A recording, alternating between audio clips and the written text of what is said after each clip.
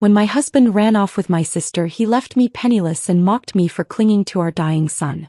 4 years they paraded their perfect life while I scrubbed floors to survive. 15 years later they sneered, asking if the boy had died, until he walked in tall and unbroken. Their faces? Pure defeat.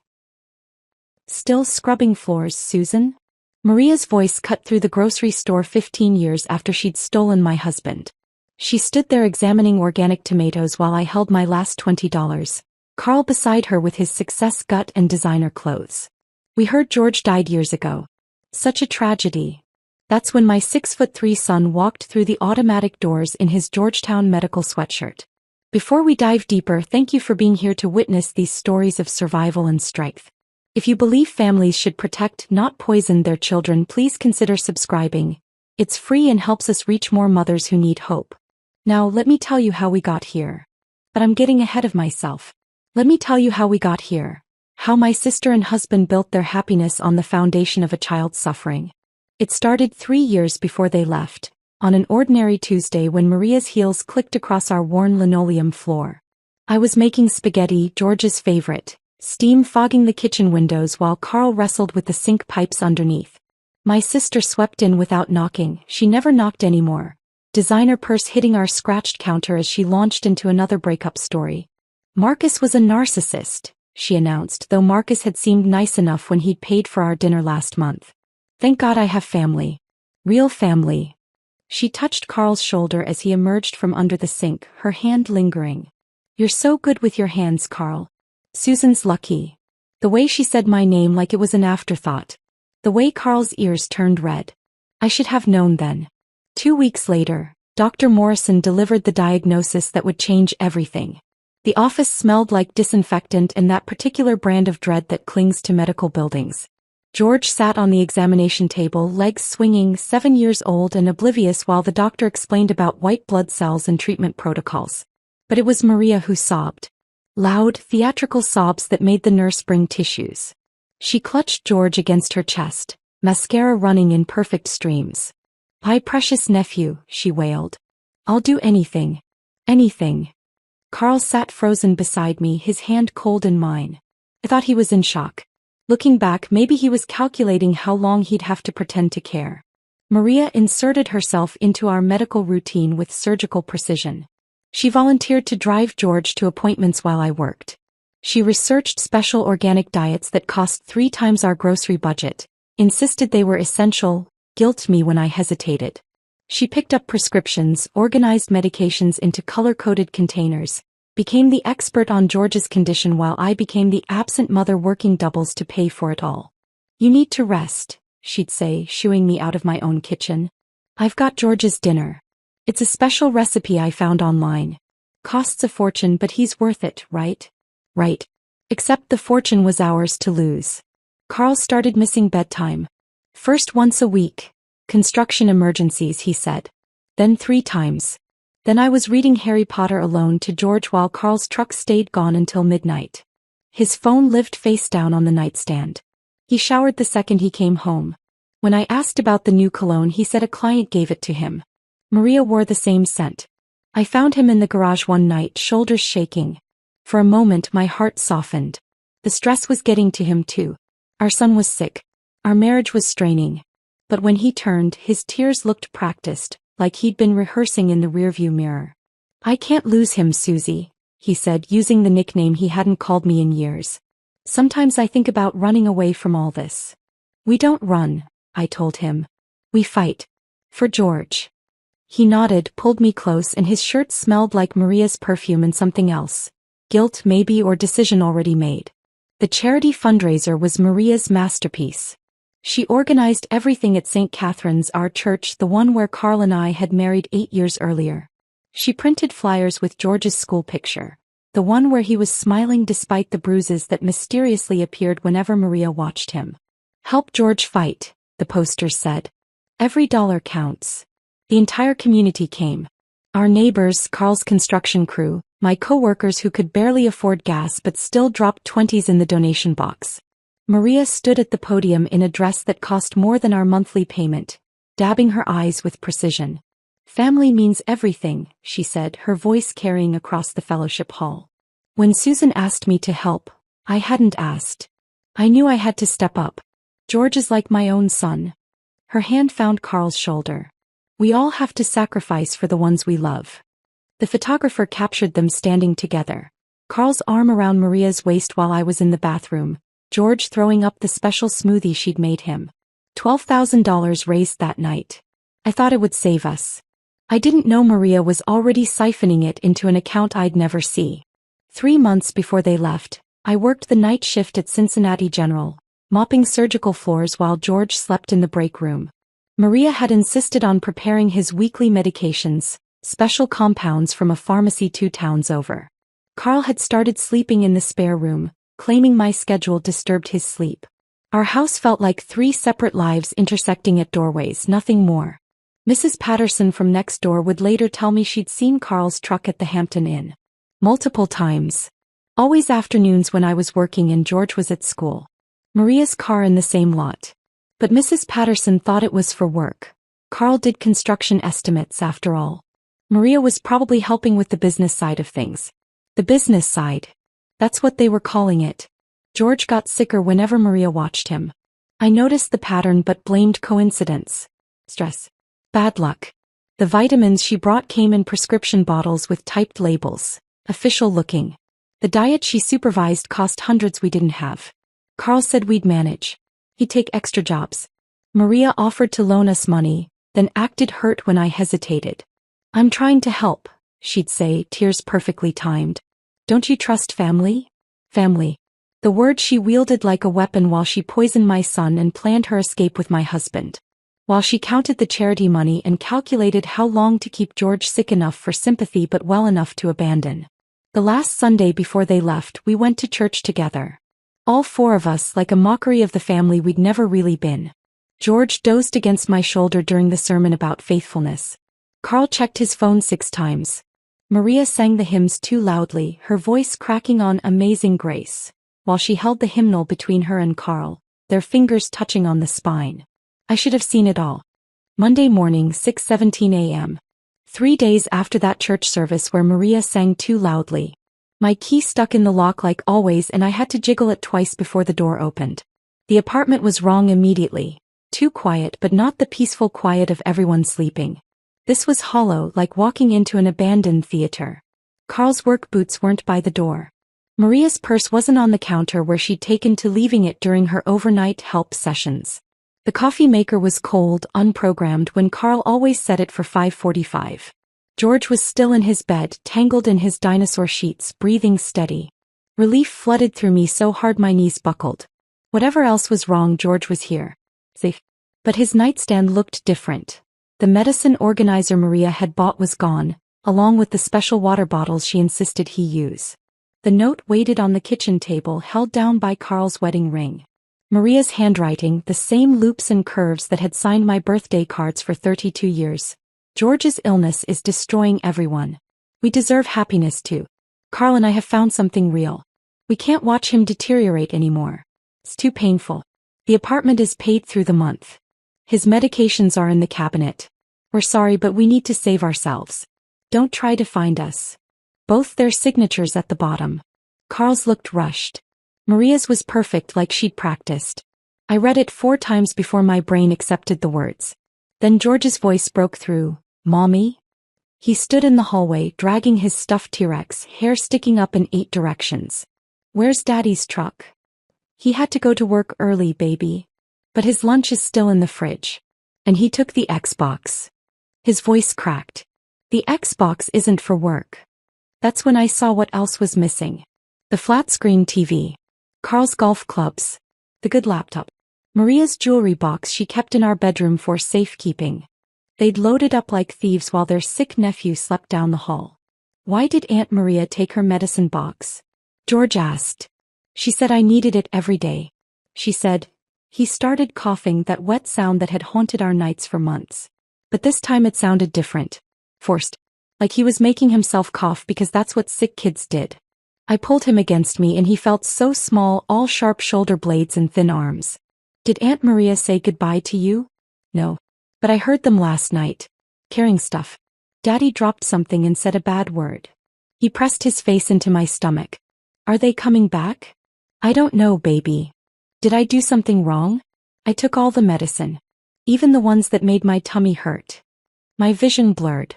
7 years old, and he thought their abandonment was his fault. That somehow his illness, the very thing they'd orchestrated, had driven them away. You did nothing wrong. Nothing. Sometimes adults make selfish choices. Like when Daddy ate your birthday cake last year? Yeah. Like that. But bigger. We sat on the couch, George curled into me like he was trying to disappear. I should have been making breakfast, getting him ready for school, checking his temperature. Instead, I held him while the morning light exposed everything they'd taken. The empty spaces where pictures had hung. Carl had taken the ones of himself but left our wedding photo, his face scratched out with something sharp.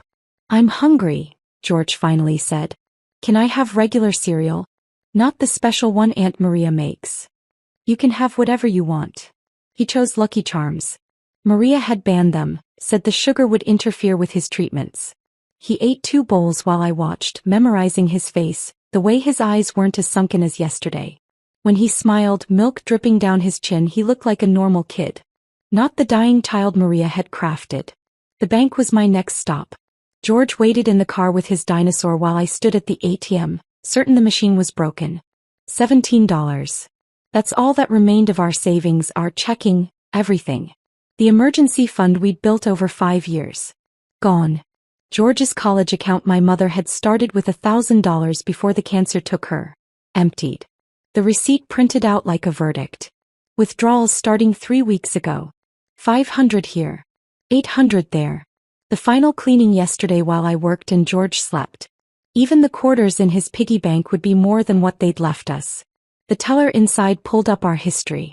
Joint accounts, she explained apologetically. Carl had every right. The credit cards were maxed out too. Charges at hotels, restaurants, a jewelry store. They'd been spending for weeks while I counted pennies for George's medicine.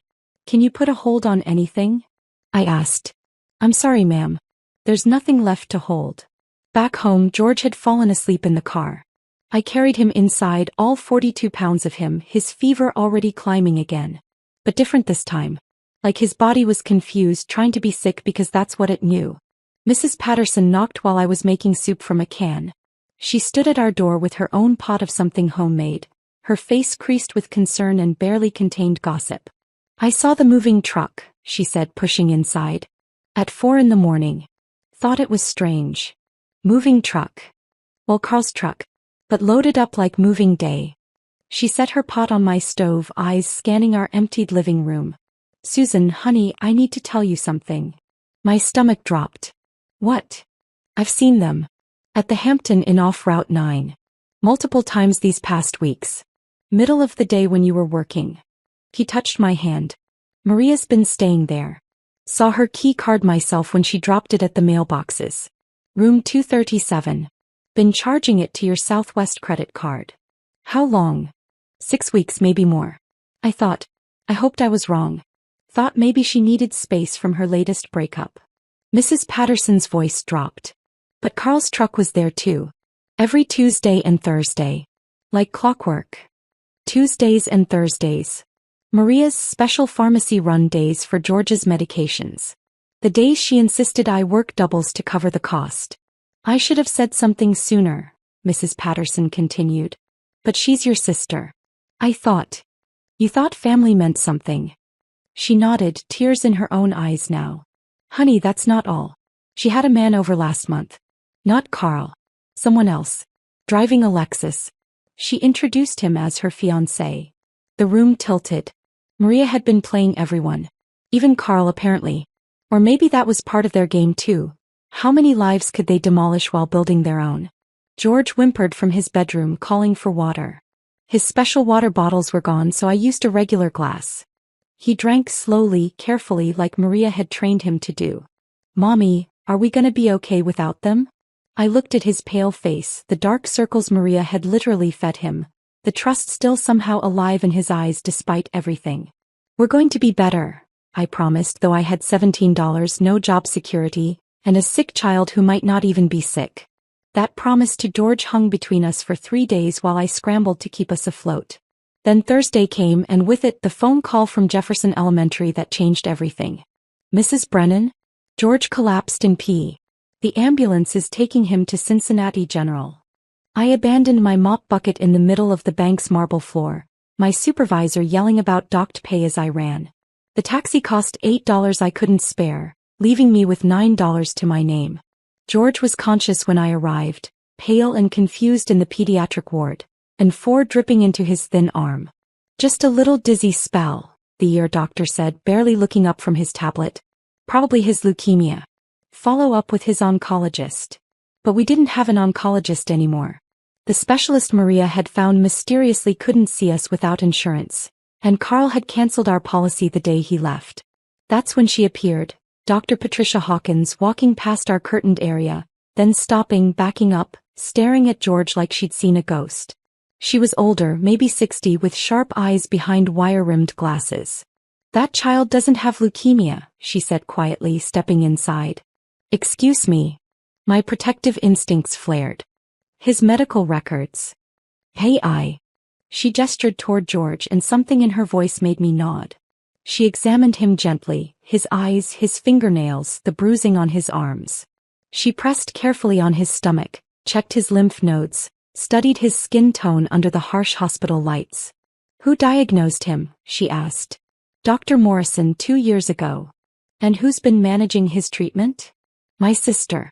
She researched everything, handled his medications. I stopped, the words turning sour in my mouth. Dr. Hawkins pulled the curtain fully closed. I run the free clinic on Vine Street. Bring him tomorrow night after we close. 9 o'clock. Bring every medication, every bottle, every record you have. Why? She looked at George, then back at me. Because that child is being poisoned and I think you know it. The next night I sat in her locked clinic while she spread papers across her desk like evidence in a crime scene. George was in the examination room with a nurse, eating his first real meal in days. Chicken nuggets without Maria's special sauce. These blood tests from Dr. Morrison, she began, adjusting her glasses. They're fabricated. The letterhead is wrong, the medical terminology is nonsensical, and this signature? Dr. Morrison retired 4 years ago. He's been in Florida since before George was supposedly diagnosed. The room spun. But we went to his office. What office? The building at that address has been a shopping complex for 5 years. My mind raced backward. Maria had driven us. Maria had walked us inside. A small office, oddly empty, just one man in a white coat who looked at George for maybe 10 minutes before delivering his death sentence. Cash only. Maria had handled it, said insurance would reimburse us later. These supplements, Dr. Hawkins continued, holding up the bottles I'd brought. 3 of them are from websites that sell alternative medicine. They contain heavy metals, not enough to kill quickly, but enough to cause every symptom of childhood leukemia. Fatigue, bruising, weakness, pallor. She showed me printouts from medical journals, matching George's symptoms to heavy metal poisoning, not cancer. This one, she held up a white bottle, contains thallium. Rat poison essentially. Minute doses. This green one has arsenic compounds. Just enough to keep him sick. I made it to the bathroom before vomiting, my body rejecting the truth as violently as it wanted to reject the last 18 months. My sister had poisoned my baby. Methodically. Deliberately. While smiling at me over morning coffee. When I returned, Dr. Hawkins had created a timeline on her whiteboard. George's worst days aligned perfectly with Maria's pharmacy runs. His improvements came during her supposed spa weekends. The pattern was undeniable, mathematical in its cruelty. We need to flush his system, she said. Stop all medications immediately. I'll treat him here off the books. If we report this now without proof of who did it, they'll take George away from you. But Maria is gone. We need documentation first. I'll run real blood work every 3 days, document his recovery. In 2 weeks you won't recognize him. He was right. 10 days without Maria's poison, and George's transformation was miraculous. His skin went from gray to pink. He ate without vomiting. He ran in the apartment without gasping. His bruises faded. The dark circles disappeared.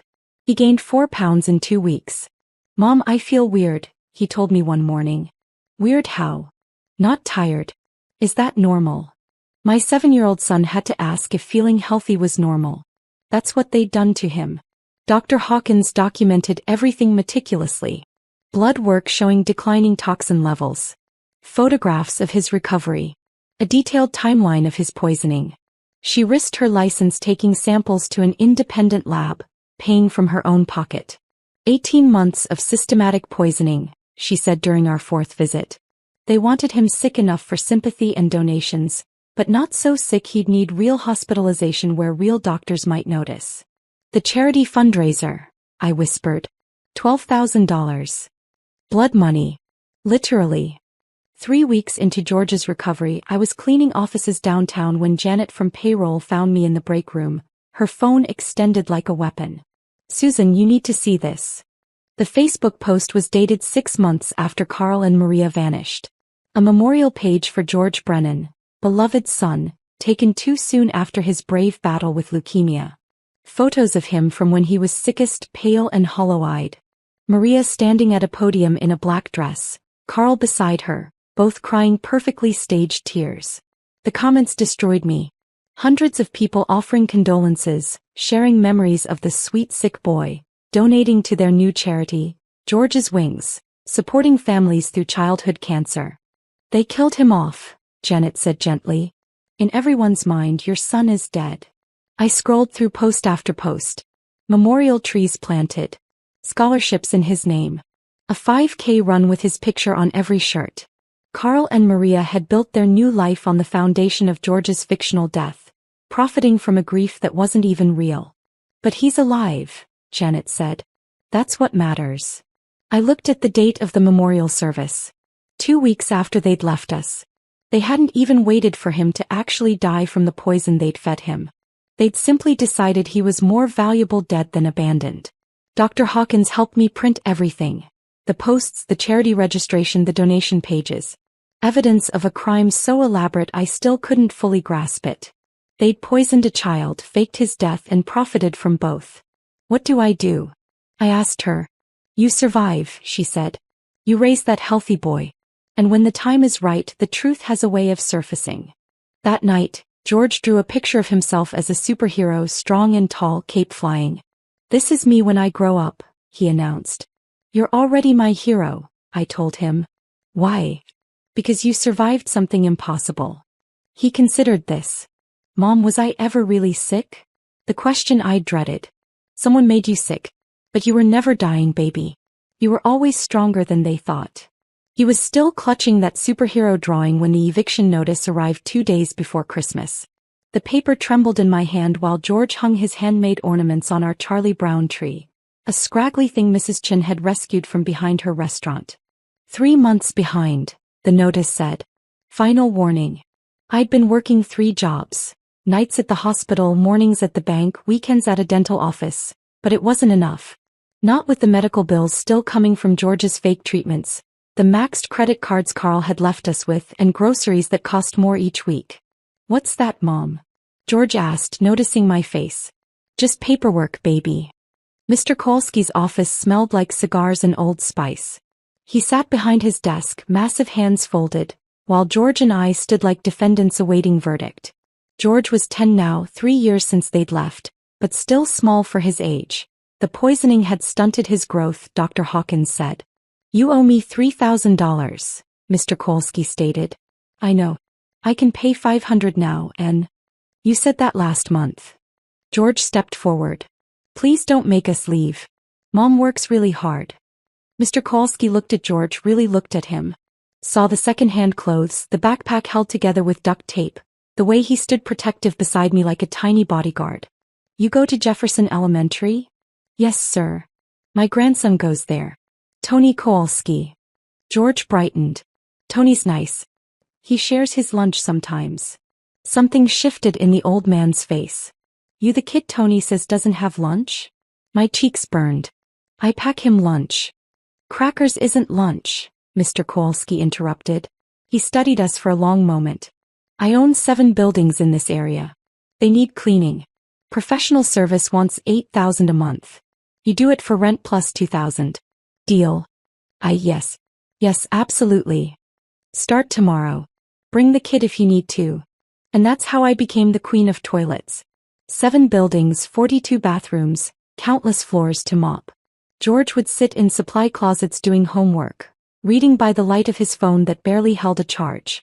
Sometimes I'd find him asleep on a pile of clean towels, his math book still open. By February, George had taken over our household completely. He'd figured out our scheduling chaos and adapted like a tiny general managing a war.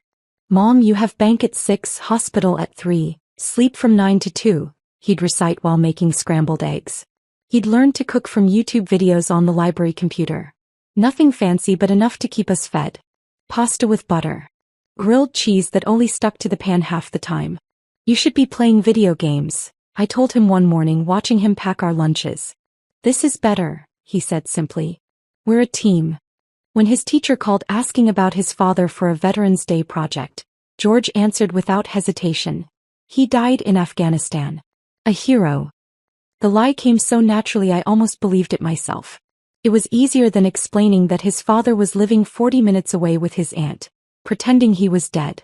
Some nights I'd come home to find George had reorganized our tiny space, trying to make it feel bigger. He'd moved the couch to catch more light, hung sheets to create a bedroom area, labeled everything in the kitchen so I could find it half asleep. We don't need them, Mom, he'd say when he caught me crying into my coffee at 4 a.m. We have each other.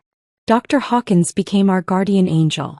Every week she'd check George for free, monitoring his recovery, making sure the toxins were fully flushed. She taught me which generic medicines were identical to brand names, which symptoms to watch for, how to spot nutritional deficiencies. He needs protein, she'd say, then slip me grocery store gift cards. For my research, she'd claim, though we both knew there was no research. One April afternoon she pulled up Carl's company website on her computer. You need to see this. There was George's school photo on their charity page. In loving memory of George Brennan, whose brave battle inspired our mission. Below it, donation buttons and tax-deductible giving options. They're using him to get government contracts, Dr. Hawkins explained. Companies get preferences for hiring people who've experienced family tragedy. Carl's playing the grieving father. But George is alive. Which is why I'm documenting everything. Every visit, every blood test, every photo. She showed me a folder 3 inches thick. When you're ready, this proves everything. When will I be ready? When George doesn't need protecting anymore. When you're stable. When the truth can't hurt you worse than the lie already has. The stability came from unexpected places. Mrs. Chin, who owned the restaurant below us, started her kindness campaign in March. Mistaken orders appeared at our door 3 times a week. Always warm, always George's favorites, always with extra portions. I didn't order this, I'd say. Mistake already made, she'd insist. Cannot waste food. Her daughter Jenny, a high school senior, started tutoring George in math. Her husband, Mr. Chin, fixed our perpetually leaking sink, our broken window lock, the door that wouldn't close right. I should pay you, I'd offer. Mrs. Chin would wave me off. Family helps family. Real family, not the blood kind that poisons children. He knew. The whole building knew. The walls were thin and George's nightmares weren't quiet. The times I'd sobbed on the phone to Dr. Hawkins. The eviction notices. They all knew, and instead of judging, they circled around us like a protective wall. George thrived in this makeshift family. Jenny taught him algebra and Mandarin curse words.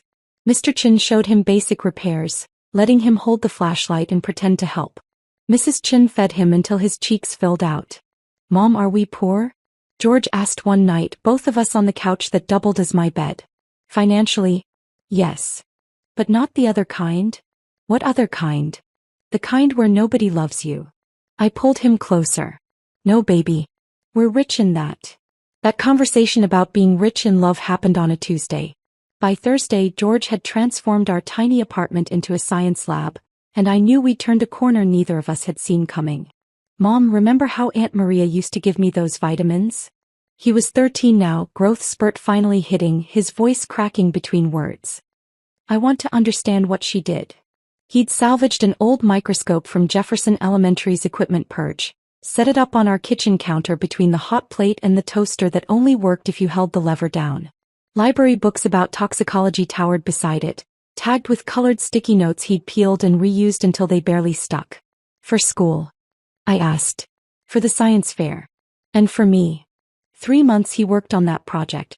Every night after I'd collapse from my cleaning rounds, I'd find him hunched over data sheets, comparing chemical compounds, creating charts that tracked his own symptoms against known poisoning patterns. He titled it When Medicine Becomes Weapon, Detecting Fabricated Illness in Pediatric Patients.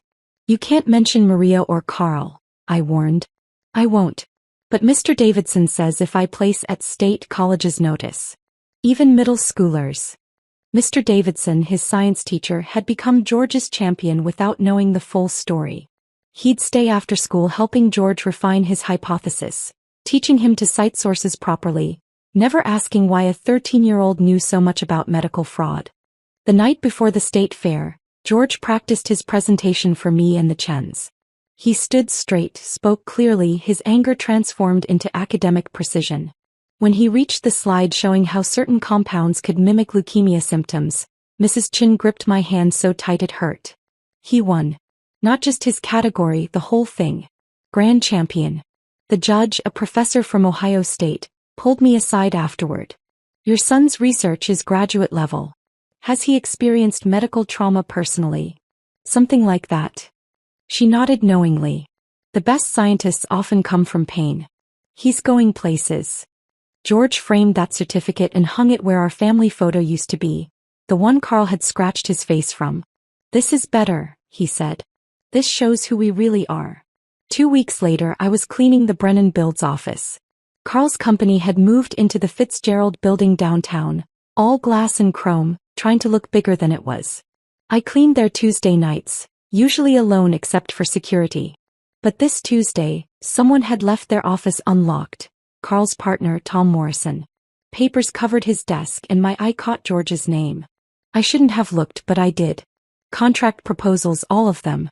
Bids for city projects, state construction, private developments.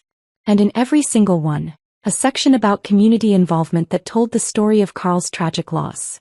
His son George, dead from leukemia, how it motivated Carl's commitment to children's charities. I started photocopying. Page after page, proposal after proposal. Carl had built his success on George's fictional grave. Won contracts worth millions by playing the grieving father. The charity he'd created, George's Wings, appeared in every bid as proof of his company's values. The security guard found me an hour later, arms full of copies. You're not supposed to be in there, he said. I know. I'm sorry. I thought I saw a mouse.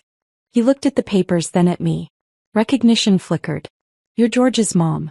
The kid who won the science fair. My daughter goes to Jefferson. I nodded, unable to speak. Mice are terrible this time of year, he said slowly. Better take those papers outside to check for droppings. Wouldn't want them back in the office if they're contaminated. He walked away and I understood. The whole city knew our story even if they didn't know the details. At home I spread the contracts across our floor. Dates, amounts, promises to donate, percentages that never materialized. Dr. Hawkins had been right. Evidence mattered. This file grew thicker each week as I found more documents accidentally left in trash bins or recycling. Janet started forwarding me Maria's social media posts. I couldn't look at them myself, she'd blocked me everywhere, but Janet screenshot everything. Look at this, she said, showing me her phone during my break. Maria posed with twin boys, maybe 4 years old, in front of a house that screamed suburban wealth. Blessed with these miracles after so much loss, the caption read. Teaching them about their angel cousin George who watches over them. She's using him even dead, Janet muttered. But I noticed what Janet had mentioned. Carl wasn't in recent photos. Maria's wine glass appeared in every image, sometimes multiple glasses in one photo session.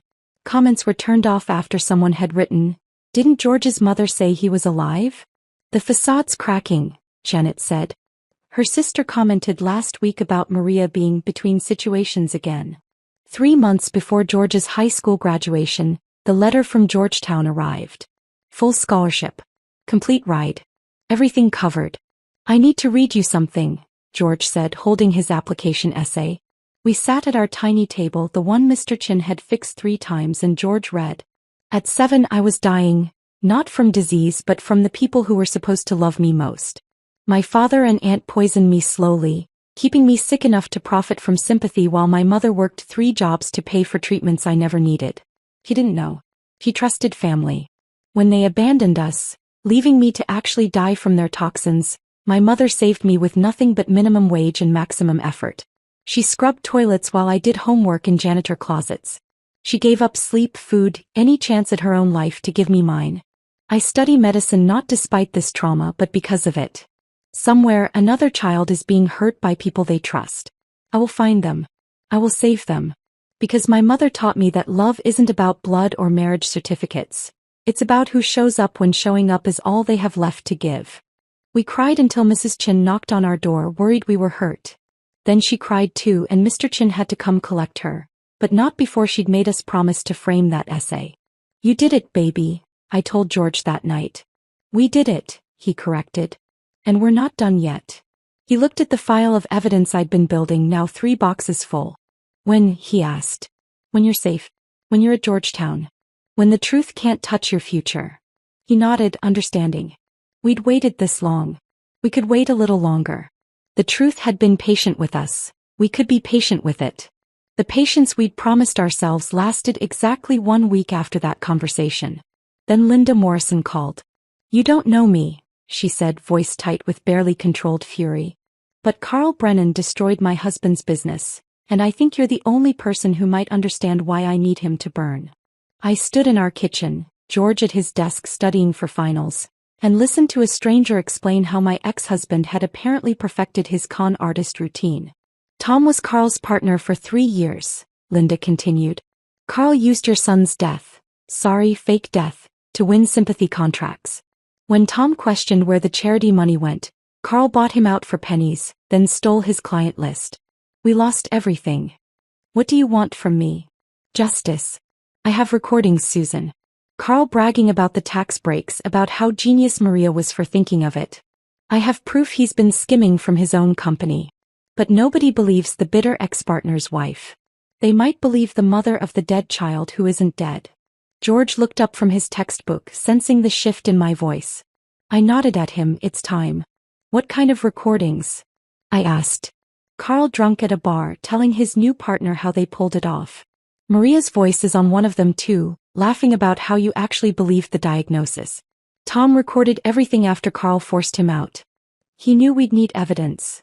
We met at a diner 2 towns over, Linda sliding a USB drive across the table like we were spies. She looked exhausted, rage keeping her animated. He destroyed 4 other businesses the same way, she said. Always using George's story. The grieving father act. 1 contractor killed himself after Carl stole his contracts. Why haven't you gone to the police? With what? Hearsay? Business disputes? You have the medical proof. I have the financial proof. Together. That night, George listened to the recordings on headphones, his face hardening with each word. Carl's slurred voice talking about selling tragedy, Maria laughing about the perfect prescription cocktail she'd researched. I want to tell our story, George said, pulling off the headphones. Not theirs. Ours. He started the blog that weekend. Living After Death, a survivor's story. He was 18, heading to Georgetown in the fall, old enough to speak his truth. The first post was simple. I died when I was 10. At least that's what my father told everyone. He held a memorial service, started a charity in my name, built a business on my grave. The only problem? I was alive, living above a Chinese restaurant with my mother, recovering from systematic poisoning by the people who were supposed to love me most. He didn't name names, but the details were specific enough. The charity called George's Wings. The construction company that won humanitarian awards. The aunt who became a stepmother. The vitamins that weren't vitamins. 3 days later, Channel 6 called. Then Channel 11. Then the Cincinnati Enquirer. The story of the boy declared dead while still breathing was irresistible to media. George turned them all down except for one. A podcast about medical abuse that promised to let him tell the story his way. The episode dropped on a Tuesday. By Wednesday it had 1 million downloads. People are asking questions, Janet told me at work. Carl's company Facebook is getting bombarded. Someone found the memorial page. Dr. Hawkins moved faster than the internet. She'd been building her own case for years, and George's blog gave her the opening she needed. She forwarded everything to the Medical Ethics Board, the State Licensing Department, Child Protective Services. "I'm not letting them practice their evil anywhere else," she told me. "That fake Dr. Morrison Maria hired? I found him. Real name is Marcus Webb, lost his license in Indiana for insurance fraud. Maria paid him $2,000 to play doctor for an afternoon." The investigation opened quietly. Forms filed, questions asked, documents requested. Carl and Maria didn't know yet, but their perfect world was already crumbling from the inside. Then Maria tried to reach out. "Patricia, my mother's best friend before she died, called me on a Thursday evening. 'Susan, I need to tell you something strange.' 'What happened?' 'Maria contacted me through Facebook. Said she's been trying to reach you, needs to make amends. She claims Carl forced her into everything, that she never wanted to hurt George.' 'What did you tell her?' 'That you died. Heart attack from the stress 2 years ago. Figured she should taste her own medicine.' And Patricia's voice turned cold. She asked about life insurance, whether George got anything. 'That woman hasn't changed a bit.' George heard the whole conversation. 'She thinks you're dead?' 'Apparently.' He smiled, dark and satisfied. 'Good. Let her think she won. Makes the truth hurt more.' The cracks spread faster now. Janet forwarded me screenshots of Maria's increasingly frantic posts. Wine bottles multiplying in photos. Carl absent from everything recent. The twins looking neglected, hair unwashed, clothes too small. Comments from concerned friends asking if she needed help. Someone had leaked George's blog to Maria's charity board. Suddenly George's wings was under review. Donors demanding answers. The IRS sniffing around their tax-exempt status. Linda called weekly with updates. Carl's new partner had started asking questions about the books. Clients were pulling contracts. The humanitarian award they'd won was being reconsidered. "He's drinking heavily," Linda reported. "Tom saw him at 3 different bars last week. Day drinking. Alone." But the real crack, the one that would shatter everything, came from an unexpected source. One of Maria's twins, only 4 years old, had been admitted to the hospital with suspicious symptoms. Bruising. Fatigue. Familiar patterns. Dr. Hawkins called me immediately. "She's doing it again. Different hospital, same playbook." Those poor boys. Not for long. The ethics board was already investigating. This just accelerated everything. They're removing the twins tomorrow. I sat with that information, feeling the weight of those 2 innocent boys caught in Maria's web. History trying to repeat itself, but this time people were watching. This time there were files and recordings and blog posts and a survivor named George who refused to stay buried. "Mom," George said that night, looking at his Georgetown acceptance letter. "When I'm safely at school, we release everything, right?" "Everything." "Good. Because I just got an email from a journalism major who wants to write her thesis on our story. He found the memorial page, the charity records, my blog. She's connecting all the dots." The truth was spreading like wildfire, and Carl and Maria didn't even smell the smoke yet. They were still living in their crumbling kingdom, unaware that the boy they'd declared dead was about to rise from the grave they'd dug, bringing receipts. The journalism student had sent her questions just that morning, and I was still thinking about them when I walked into Kroger at 7 p.m. with my last $20 and a handful of expired coupons. 15 years of shopping at the same store, always at the same time, after my evening cleaning shift before the night one. I knew which cashiers would pretend not to notice expired coupons, which aisles had the best markdowns, how to make $20 feed us for 3 days. I was comparing dented cans of soup when I heard it. That laugh. Maria's laugh, tinkling and false like wind chimes made of glass. The same laugh that used to fill my kitchen while she poisoned my son. My body recognized them before my brain did. Every muscle tensed, fight or flight flooding my system. There, by the organic produce that cost more per pound than I made per hour, stood Carl and Maria. Time had changed them, but not enough. Carl had gained weight, success weight, his polo shirt straining across a belly built by business lunches. Maria looked preserved, like she'd been sealed in suburban privilege. Botox, smooth forehead, highlighted hair, designer handbag that could pay our rent for 2 months. They were loading their cart with wine bottles, the kind with corks instead of screw tops, laughing about something on Carl's phone. Living their perfect life while I stood there in my clearance rack jacket holding soup I couldn't really afford. I should have walked away. Should have gone to self-checkout and disappeared. But 15 years of silence suddenly felt heavier than my fear. Still scrubbing floors, Susan? Maria had spotted me first, her voice cutting through the distance between us like she'd been waiting for this moment. She looked me up and down, taking in my discount store uniform, the exhaustion I wore like a second skin, the way my hands were still cracked from bleach despite all the lotion Mrs. Chen gave me. We heard George died years ago, she continued, examining organic tomatoes with theatrical interest. Such a tragedy. Carl turned then, his face going through several expressions before settling on smugness. Sue. Well, still in town. Still alive, I said, walking closer. Disappointing, I'm sure, since you held my funeral. Maria's laugh was nervous but still condescending. You heard about that? It was closure, Susan. For the community. George's funeral, I corrected. You buried my living son for sympathy points. Carl shifted his weight, trying to look casual. How are you managing? Must be hard alone. I manage. Floors don't scrub themselves. Maria's eyes gleamed with cruel satisfaction. Still cleaning? After all these years? God, Susan, I told Carl you'd never amount to anything without us. Some of us work, I said. Instead of stealing. Carl laughed, that confident sound of a man who'd never faced consequences. Stealing? We took what we deserved. A life. A real life. Not whatever tragedy you were dragging us into with that dying kid. He leaned against their cart full of $60 wine. Speaking of which, did the boy ever actually die, or are you still milking that story? The store seemed to pause. The music kept playing, but everyone nearby had stopped moving. A mother with 2 kids pretended to study pasta labels. An elderly man froze mid-reach for bananas. The teenage cashier at Register 3 was holding her breath. You want to know about George? I asked softly. Maria rolled her eyes, adjusting her designer purse. Susan, please. The dramatic pause. We've moved on. We have real children now. Healthy children. That's when the automatic doors opened.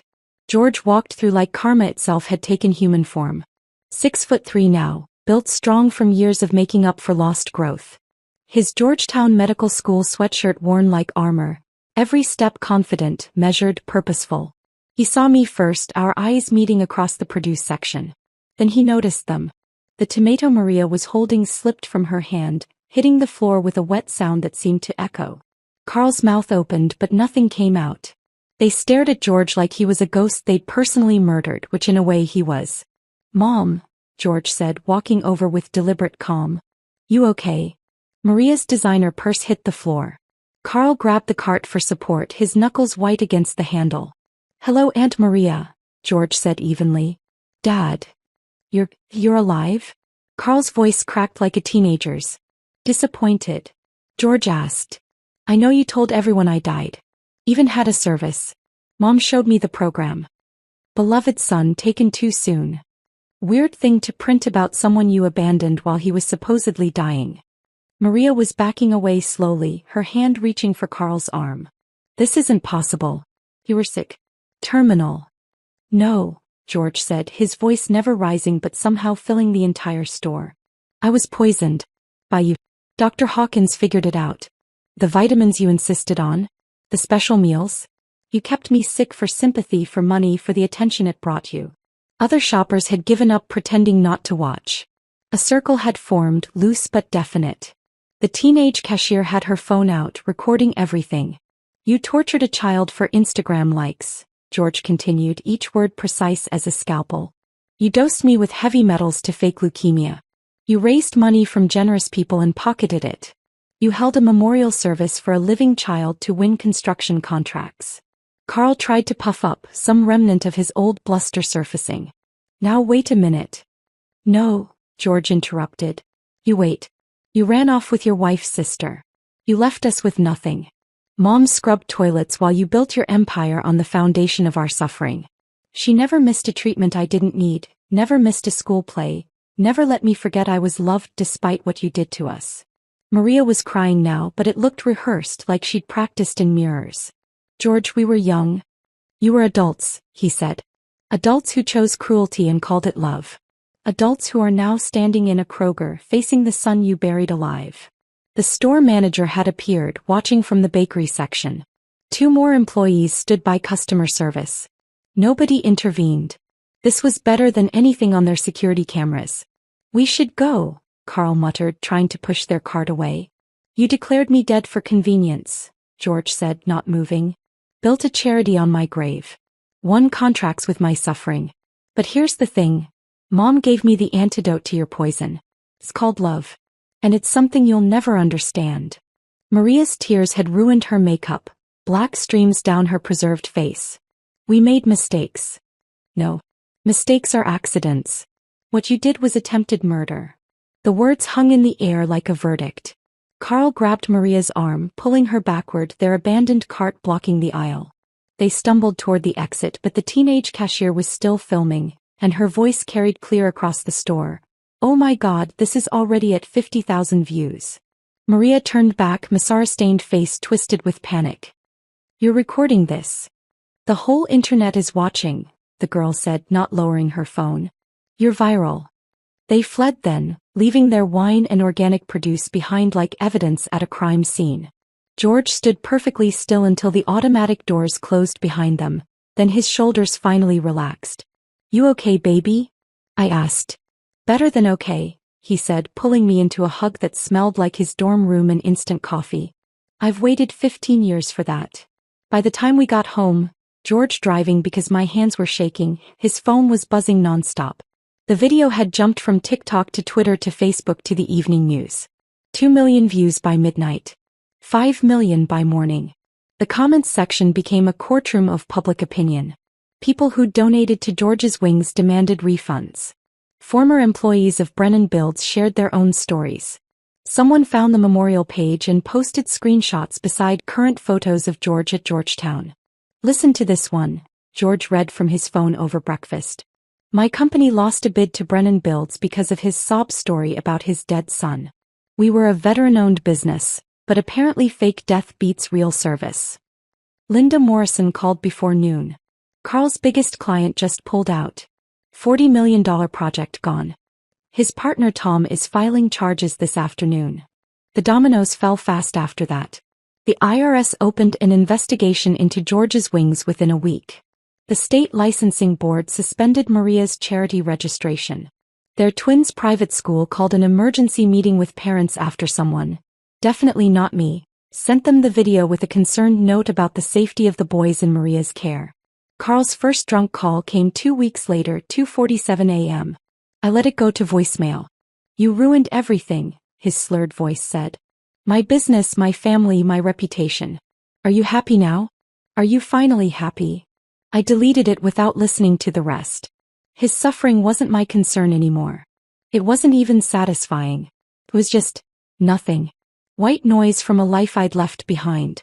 3 months later, Carl filed for bankruptcy from a Super 8 motel. Linda sent me the filing papers with a sticky note.